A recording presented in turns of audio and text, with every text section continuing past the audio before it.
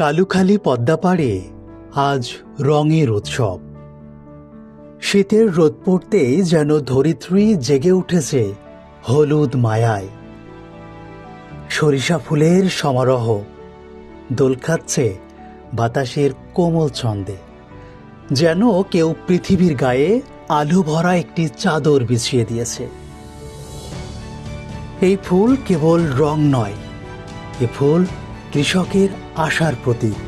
চুলার ধোঁয়া, ভাতের গন্ধ, ঘরের হাসি, সবকিছুর সাথে জড়িয়ে আছে এই ছোট ছোট হলুদ দানাগুলো। কালুখালীর কৃষকেরা জানেন, সরিষা মানেই সোনালি দিনের প্রতিশ্রুতি। বীজ বোনা থেকে ফসল তোলা, প্রতিটি ধাপে লুকিয়ে আছে মাটির গান, ধৈর্যের গল্প।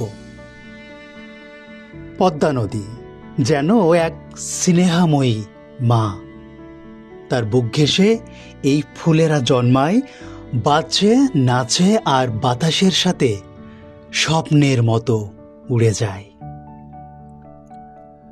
কালুখালী আজ শুধু একটি উপজেলা নয়, একটি কবিতা, একটি চিত্রকর্ম, একটি শান্ত উদযাপন। সরিষা ফুলের এই সমারোহ আমাদের মনে করিয়ে দেয়, বাংলার আসল সৌন্দর্য লুকিয়ে আছে মাটিতে, শ্রমে আর মানুষের হাসিতে।